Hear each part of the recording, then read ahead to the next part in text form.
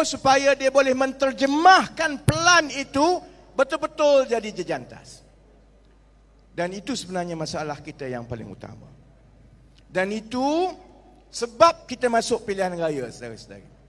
Ramai kawan-kawan saya dalam Pakatan Harapan dan Keadilan memang tak selesa dengan saya. Sebab saudara-saudari tak pernah dengar sekali pun saya sebut mati-matian macam mana pun, kalau letak kucing pun, tolonglah undi Pakatan Harapan. Saya tak pernah kata macam itu. Saya tak pernah kata Azmin Ali ini dulu, macam masa dia baik dengan saya, Zuraida. Saya tak pernah kata ini kawan baik aku dalam parti, kamu undilah mereka. Tak ada.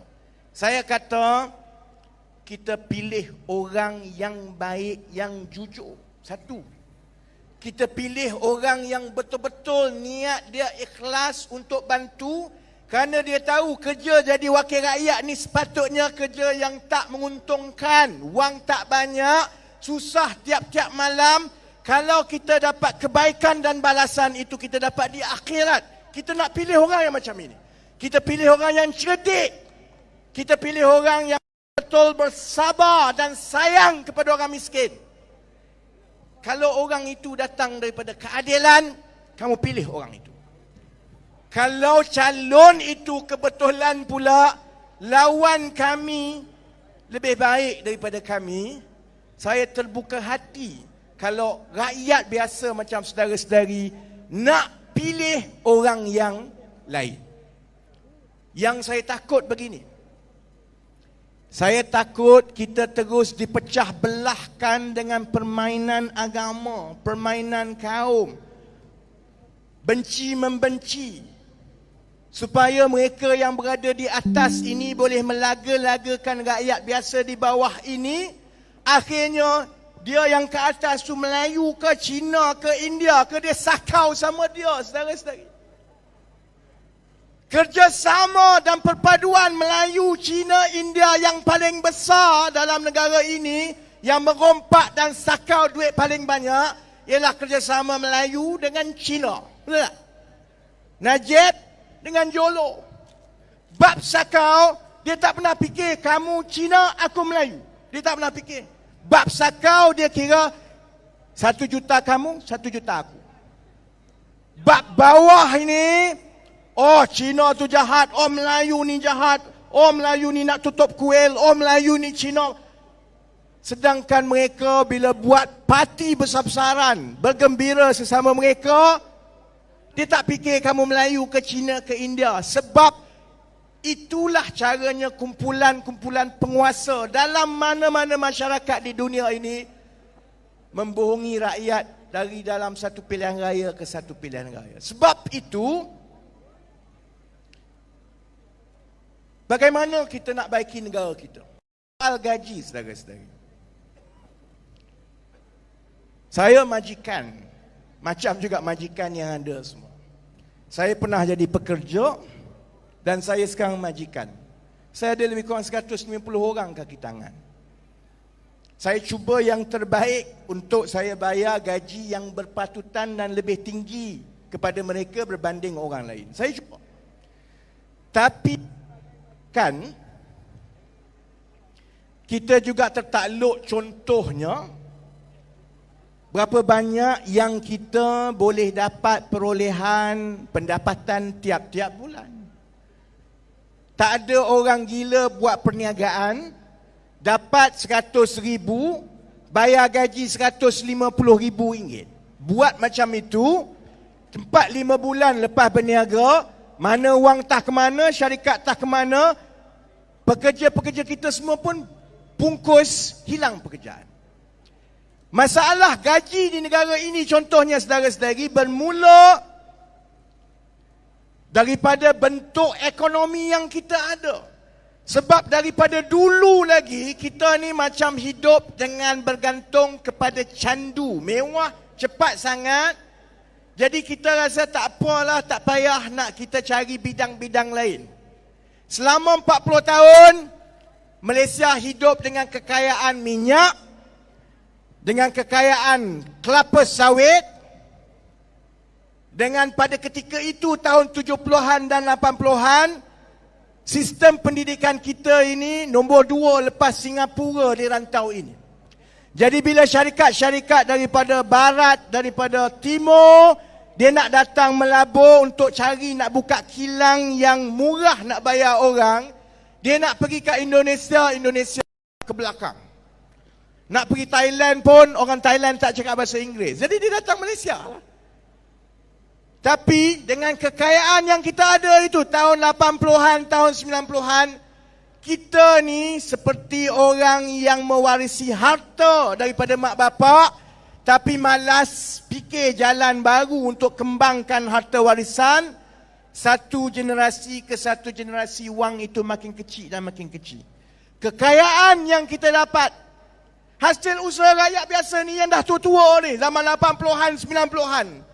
Kekayaan itu tidak digunakan oleh kerajaan yang ada untuk buka ruang industri yang baru yang boleh bayar gaji lebih tinggi kepada anak-anak kita. Akhirnya, yang keluar universiti, engineer banyak. Graduate banyak. Tapi kerja tak banyak kerana kerja yang melibatkan teknologi tinggi, nilai tinggi itu tak banyak.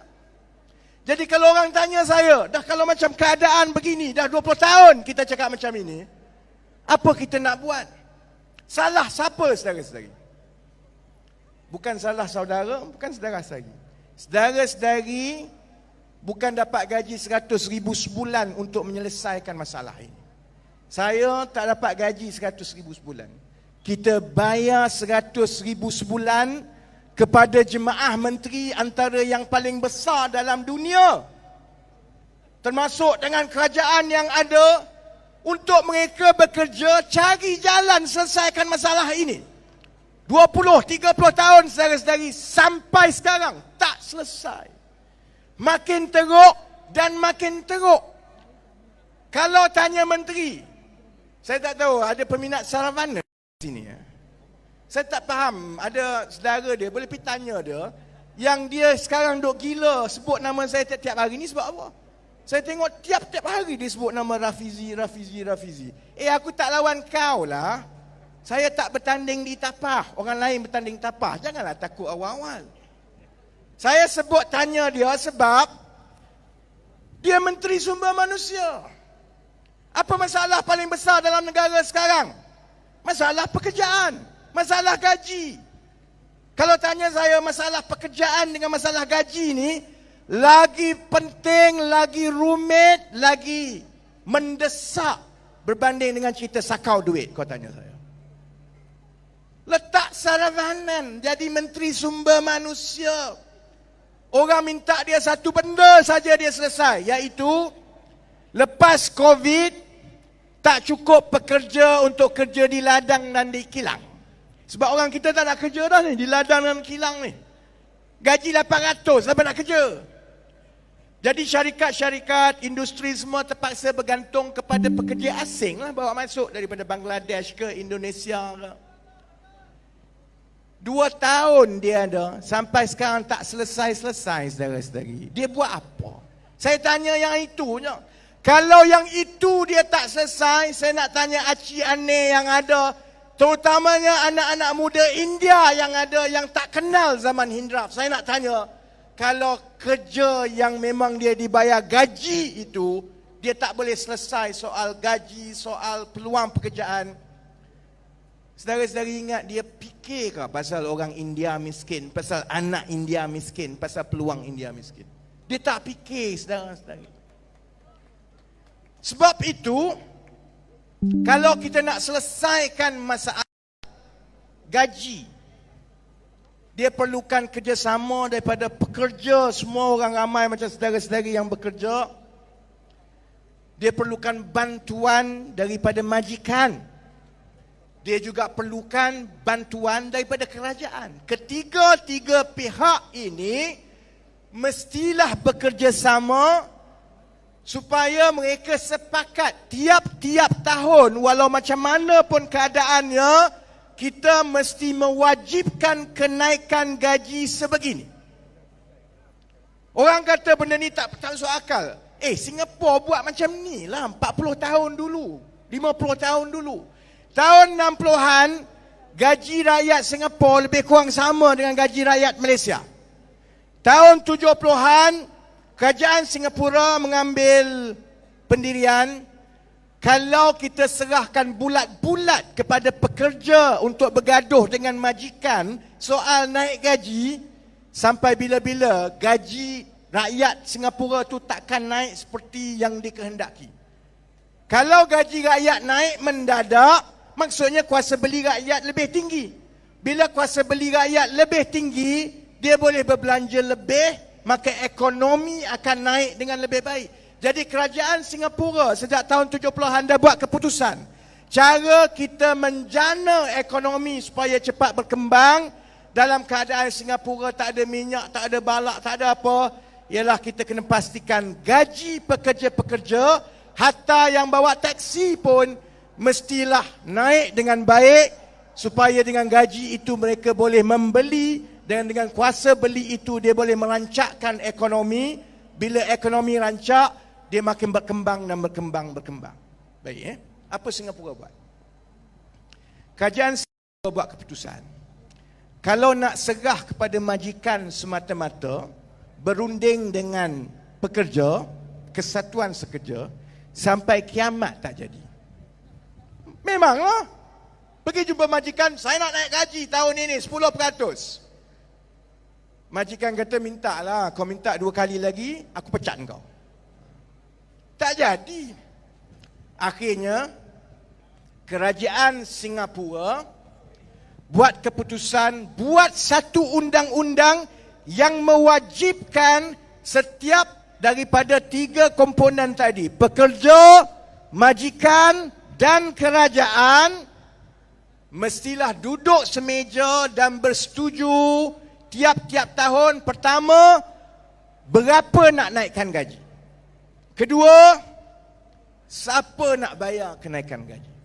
Jadi ada tahun yang perniagaan baik, ekonomi baik, majikan-majikan dapat untung banyak. Ketiga-tiga pihak itu buat keputusan, tahun ini sebab majikan banyak untung, kenaikan gaji semua paling kurang kena 5%, yang bayar adalah majikan. Majikan bayar. Tahun berikutnya, bila ekonomi tak cantik dan syarikat mula nampak kurang kukuh untuk bayar 5%. Rundingan tahun seterusnya cakap, pekerja cakap, saya faham ekonomi tak cantik.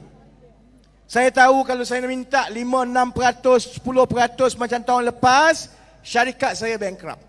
Jadi tahun ini, saya setuju, 3% saja saya boleh terima. Naik lagi. Tahun berikutnya, kemelesetan ekonomi, syarikat bukan saja tak ada, syarikat pun nak bayar pun tak boleh. Untung tak ada langsung. Pekerja tahu, majikan tahu. Kemudian kerajaan kata, tahun ini, kalau kerajaan tak campur tangan, maka sudah tentulah pekerja tak dapat kenaikan gaji, kerana majikan dan ekonomi tak boleh bayar kenaikan gaji ini. Maka tahun ini adalah tanggungjawab kerajaan untuk bantu bayar kenaikan gaji, sehingga syarikat baik balik, majikan berkemampuan balik, supaya tiap-tiap tahun, walaupun masa baik, masa buruk, masa cantik, tak cantik, setiap pekerja mengikut undang-undang kena naik gaji selesai. Itu yang Singapura buat 20 tahun. Sebab itu bila masuk tahun 1990, gaji dia jauh dah ke sana. Itulah yang menghasilkan keadaan sekarang, saudara-saudari. Ratus ribu anak-anak muda kita menyeberangi tambak Johor tiap-tiap hari untuk kerja di Singapura. Saya tengok satu keluarga muda. Dia orang Johor, baru kahwin, Melayu, suami isteri. Isteri dia duduk berasingan di bilik kecil di Johor, di Singapura. Husband duduk di Johor. Dia kerja di Singapura walaupun dia berkelayakan ijazah semua. Dia kerja di Singapura. Dia buat apa sehari-hari? Dia jual nasi lemak je. Kerja dengan restoran jual nasi lemak. Tapi dia jual di nasi lemak. Dia jual nasi lemak tu dengan duduk berasingan walaupun muda dan baru kahwin. Duduk berasingan berbulan-bulan daripada suami. Jumpa sekali-sekala je. Sebab dia kira-kira lebih untung untuk dia kumpul duit, untuk dia bina kehidupan baru dia. Lebih untung kalau dia buat kerja itu daripada buat kerja dekat Johor ataupun di Kuala Lumpur ataupun Semenanjung. Sebab apa? Sebab keputusan kerajaan untuk campur tangan soal menaikkan gaji ini dan bagi komitmen, pikul tanggungjawab, ambil wang daripada peruntukan untuk pastikan orang naik gaji. Itu kerajaan Singapura dah buat daripada tahun 70-an sehingga dia boleh melonjakkan kenaikan gaji dia. Saya nak tanya saudara-saudari, susah sangat ke nak fikir benda ni? Tak payah. Benda ini boleh baca di mana-mana. Dah dibuat di kerajaan-kerajaan lain. Singapura dah buat, negara-negara Skandinavia dah buat. Benda ni benda yang tak payah. Kenapa sampai sekarang tiap-tiap hari, kalau orang biasa ni kalau dia jumpa tiap-tiap hari soalnya ialah soal gaji tak naik, harga barang naik. Sebab apa saudara? Sebab menyelesaikannya itu tidak payah. Idea itu tidak payah. Yang itu yang saya nak jawab. Orang yang duk tanya kat luar, kamu nak jadi kerajaan ni, kamu nak buat apa? Macam mana kamu nak menyelesaikan masalah kami? Menyelesaikan itu, pelan tindakan itu tak payah. UMNO Barisan Nasional berpuluh-puluh tahun bayar pakar-pakar paling cerdik dalam dunia untuk buat pelan tindakan. Bayar 20 juta, bayar 30 juta, pelan tindakan cantik. Bentang di parlimen, sebar semua, kempen habis ratus-ratus juta. Lepas itu tak ada kesan apa, duit habis ratus-ratus juta. 2 tahun kemudian, kita lantik firma perunding yang sama, gaji yang sama, bagi cadangan yang sama. Sebab mencari jalan untuk menyelesaikan masalah itu tidak susah. Yang paling payah, cabaran pengundi-pengundi, cabaran kita sekarang ialah mencari orang, pemimpin yang kita boleh angkat sebagai wakil kita untuk buat tugas itu dengan jujur dan amanah, dan dia kena cerdik. Kalau dia tak cerdik, susah kita. Marilah pakar macam mana pun dia tak faham. Saudara-saudara, itu sebenarnya cabaran saudara-saudari nak masuk pilihan raya. Dulu mudah, ada 2 gabungan saja. Zaman-zaman dulu ada Barisan Alternatif, ada Barisan Nasional. Lepas tu ada Pakatan Rakyat, kemudian ada Barisan Nasional. Kemudian ada Pakatan Harapan, Barisan Nasional. Sekarang ni aku tak tahu. Setakat ini yang dikira-kira dah lebih 10 jari dah kot dia. Ada Pakatan Harapan, ada Barisan Nasional, ada Perikatan Nasional, ada GITA, ada Gerakan Rakyat Sabah, GRS, GPS, SSS. Segala-galanya ada, saudara-saudari. Undi saudara-saudari jadi makin penting. Kerana bila banyak persaingan begini, macam-macam yang orang akan kata. Macam-macam yang orang akan tabur masa dekat pilihan raya. Dekat-dekat pilihan raya, aunty uncle nanti dapat 10 t-shirt. Tahun depan tak payah beli t-shirt dah. Lepas ni t-shirt parti setiap ada. PKR ada, DAP ada, PH ada, BN ada, MIC ada. Cukup untuk beraya tahun depan. Soalnya ialah, kalau tidak berhati-hati dan yang naik itu tidak boleh membentuk kerajaan, satu. Yang kedua, yang naik itu dia ada 3-4 orang saja, setiap parti itu dia bergabung ramai-ramai. Dia tak fikir dah tentang nak selesai masalah, tentang nak membantu rakyat. Dia fikir, aku hanya ada peluang untuk jadi menteri ni sekali ni je. Bagilah aku jawatan apa pun, asalkan aku jadi menteri. Silap-silap hari akan ada 10 menteri tanpa portfolio. Tak apa, tak ada kerja tak apa. Menteri.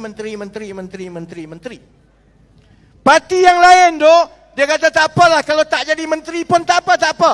Lantik saya jadi penasihat, tapi bertaraf menteri. Penasihat menteri, penasihat menteri, penasihat menteri, penasihat menteri. Kalau tak hati-hati saudara-saudari, kita ada 30 juta rakyat, silap-silap menteri dengan penasihat dia 300 orang. Kalau nak buat mesyuarat ni tak boleh pakai bilik mesyuarat dah, kena panggil dalam dewan. Sebab itu pilihan raya ini cukup penting. Tanggungjawab saya sebagai pengarah pilihan raya PKR. Kalau tanya orang parti, orang yang luar mungkin tak kenal. Tapi kalau dalam parti, ramai yang memang tak suka kat saya. Pimpinan ni kurang suka kat saya selalunya, sebab saya garang. Selalunya yang lebih suka kepada saya, ni pakcik-makcik yang duduk biasa, yang tak kenal saya tapi hanya dengar ceramah saya. Yang dalam parti selalunya kurang selesa dengan saya. Sebabnya, tanggungjawab saya berat. Tanggungjawab saya bukan untuk bagi orang suka kat saya. Tanggungjawab saya setiap sekali 5 tahun, saya kena bantu Datuk Seri Anwar pilih calon-calon yang kami rasa memang betul-betul buat kerja. Memang cerdik. Tak boleh kita kata UMNO tak cerdik, PKR bubuh menteri sikit je lebih cerdik daripada itu. Tak boleh. Dia mesti jauh lebih cerdik. Kita mesti pastikan calon-calon kita mewakili semua golongan. Ada yang memang golongan profesional yang cerdik kerana ada fungsi dan tugas dia. Ada golongan wanita, supaya suara wanita dan pandangan wanita itu kita bawa dalam semua perkara yang kita nak tetapkan pentadbiran negara ini. Sebab kalau tidak, orang lelaki ingat dia seorang je cerdik. Semua kepala dia je. Dia tak tahu sekarang kalau tengok dekat universiti, orang lelaki 10 tahun lagi jadi spesies yang akan pupus. Yang lagi ramai dekat universiti itu semua perempuan. Kalau pergi kat syarikat-syarikat, bos-bosnya kebanyakannya perempuan. Jadi sebab itu kita kena pastikan wakil kita itu mewakili dengan benar-benar membawa suara dan pandangan wanita. Kita kena pastikan yang India ada yang tua, yang muda. Yang Cina ada yang bandar dan luar bandar menjadi wakil. Sebab kalau kita nak perbetulkan landasan negara kita ini, kita perlukan semua orang. Kalau harap Melayu saja saudara-saudari, saya ucap selamat maju jaya kepada Zahid Hamidi dengan kawan-kawan dia. Dia lupa bahawa negara ini untuk sampai ke peringkat kita sekarang ini tidak dibina oleh orang Melayu saja ke, orang Cina saja ke, orang India saja, orang Iban Kadazan. Tak ada.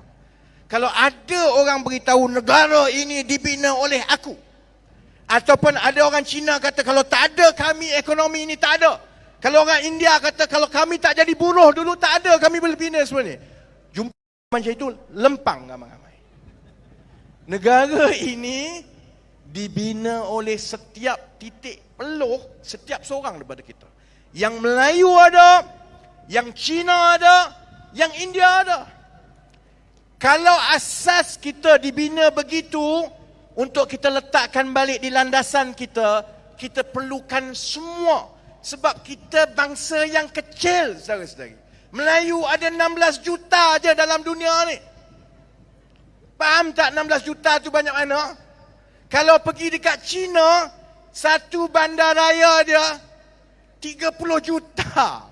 Satu bandar. 16 juta sebagai satu pasaran terlalu kecil. Sebab itu bila kita buat proton dulu, walaupun kita kata kita boleh buat kereta semua cantik, ada kemahiran, kita ada masalah untuk kembangkan proton. Kerana yang nak pakai kereta ni kalau rakyat Malaysia saja, Melayu saja, Cina, India kat Malaysia lebih kurang 20 juta.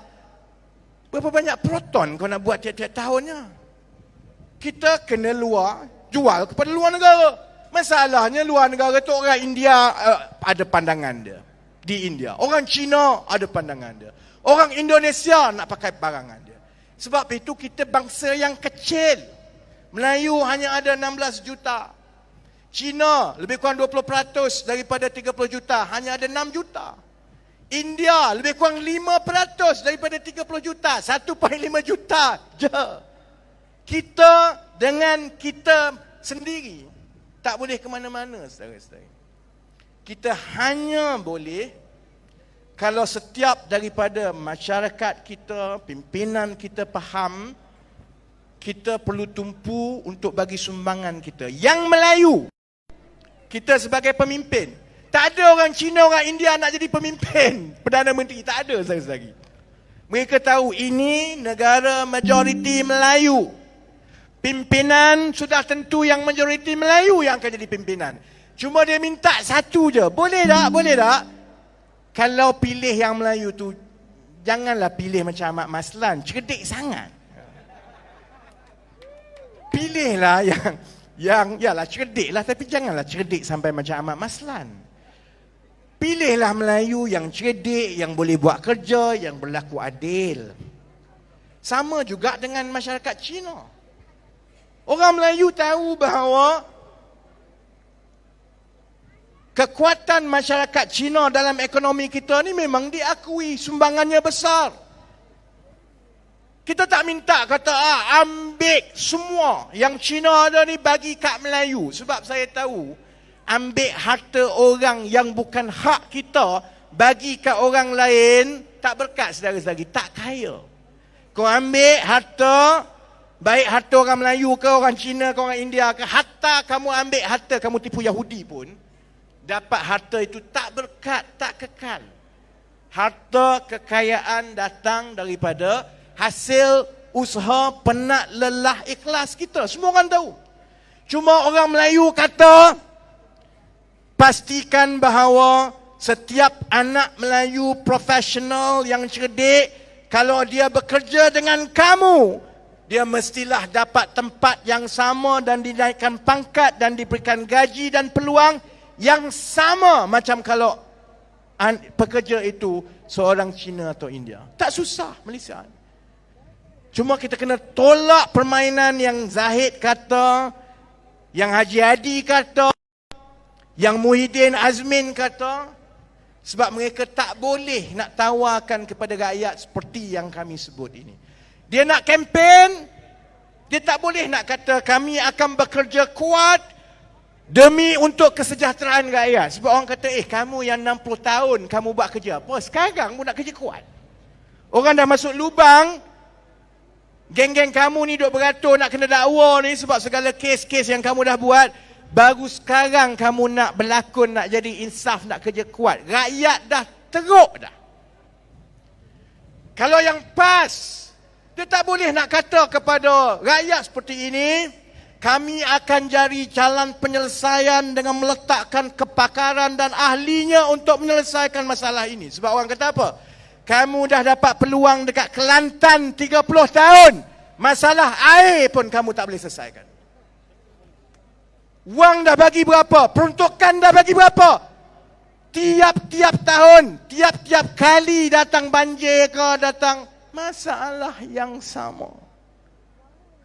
Pimpinan bertukar ganti, kereta bertukar ganti. Daripada kereta dulu jadi kereta besar, Mercedes tak Mercedes, habis keluar semua.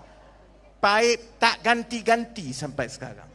Masalah tak ganti-ganti sampai sekarang. Kalau tidak kerana bantuan kerajaan persekutuan tiap-tiap tahun, kerajaan Kelantan tak boleh nak berfungsi, saudara-saudari. Jadi rakyat kata, kamu kata kamu nak letak orang yang ahli, tapi yang kami tengok ni kebanyakannya orang yang bukan ahlinya. Saya hormat Tuan Ibrahim Tuan Man, tapi suruh dia jaga krisis cuaca alam sekitar. Dia tak reti, bukan kepakaran dia. Sebab itu 3-4 bulan sebelum banjir, orang dah kata dah, amaran sudah keluar, akan keluar banjir. Bawa ke parlimen, Izzah tanya, apa persediaan kita ni? Banjir nak jadi ni. Dia kata apa? Malaysia tidak dipengaruhi dan terkesan dengan krisis perubahan cuaca. 3 bulan je, tak payah lama. 3 bulan, tenggelam, habis semua saudara-saudari. Saya tak ada masalah dengan PAS. Saya ada masalah kalau Kamu guna agama, kamu guna bangsa supaya kamu dapat jawatan, kemudian kamu tak buat kerja itu yang mendatangkan kebaikan kepada rakyat. Yang itu saya ada masalah. Sebab itu saudara-saudari, lepas ini saya berceramah tiap-tiap hari ni. Daripada malam ini sampai ke hari mengundi. Kalau 5 minggu lah saya bercakap. Malam ini pembukaan, sebab yang dengar ini bukan saja di sini. Yang dengar ini ramai rakyat Malaysia di luar saja. Akan ada pembongkaran, akan ada skandal, akan ada cerita macam-macam. Tapi saya tak nak lari daripada perkara paling penting. Kita ada tanggungjawab. Tanggungjawab saya sebenarnya, saya tak ambil pot sangatlah soal menang kalah jadi kerajaan ni. Dulu orang tak percaya. Kerajaan Pakatan menang pun saya tak ambil satu benda pun. Saya tak minta satu benda dan tak dapat satu sen. Saya dengan gembiranya beritahu, kamu dah ada menteri semua, silakan, rakyat memerhati. Saya nak balik sebagai rakyat biasa. Sampai hari ini saya hidup sebagai rakyat biasa, bawa kereta lama, bawa sendiri, tak ada masalah. Sebab saya tak ambil pot sangat menang kalah ni. Saya bimbang, kalau saya, orang macam saya, ada wang sedikit, ada hidup yang baik sedikit, isteri seorang saja, anak seorang saja, kucing seekor, tak ada masalah. Sekarang ada burung seekor, tengah sesat dekat pejabat saya. Saya tak tahu, pilihan raya ada burung seekor, burung merpati, sesat seekor. Saya tak ada masalah sekali. Tapi kita hidup dalam masyarakat. Dan saya diajar daripada kecil, kalau kita ini Allah bagi kelebihan, maksudnya kamu dapat rezeki lebih sikit, ataupun kamu cerdik sikit, ataupun kamu ada kemahiran bercakap, kamu boleh bantu orang. Kalau kamu ambil keputusan untuk hidup tanpa bantu orang, kalau ikut Islam, itu jatuh sebagai kufur nikmat. Kamu tidak berterima kasih dengan kelebihan yang Allah bagi kepada kamu, lama-lama kamu kena. Itu saja. Sebab sedang saya dengan keluarga saya tak ada masalah. Kalau tengok dekat Batu, dekat Sentul, dekat luar Kuala Lumpur, dekat Perlis, dekat Kelantan, dekat Johor. Kalau kita terus dengan begini, yang mana orang politik di atas bergaduh sesama mereka, memecah belahkan rakyat dengan main isu perkauman, langsung tak malu. Bila dia dah curi duit, dia tak malu, saudara-saudari. Mana maruah kita? Jenis anak yang macam mana yang kita nak besarkan? Dalam keadaan dia tengok menteri-menteri dia, bodoh pun menteri tak malu, hodoh pun menteri tak malu, curi duit sakau pun menteri tak malu. Anak yang macam mana kita nak besarkan? Itu yang saya kena bantu. Dan saya harap saudara-saudari juga terima dan bantu. Pilih yang mana itu pilihan saudara-saudari. Tak ada paksaan dan itu tanggungjawab dan cabaran kami.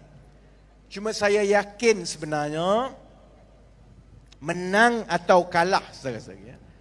PKR insya-Allah kami akan tetap berada di sini. Kalau dekat Batu ini kita sudah menjadi wakil rakyat sejak tahun 2008 lagi. Menang atau kalah, insya-Allah kami akan tetap bersama dengan kumpulan-kumpulan yang perlukan pembelaan. Kami takkan bersama dengan tauke, kami takkan bersama dengan orang kaya dengan projek. Yang itu saudara-saudari jangan bimbang. Kami akan bersama dengan orang susah yang Melayu, Cina, India. Menang, kita ada tanggungjawab yang besar untuk bantu letakkan balik landasan negara. Kalah, kami akan pikul tanggungjawab itu untuk kami kejar menteri-menteri dan kerajaan yang cuba curi duit dan menyusahkan rakyat. Itu janji kami.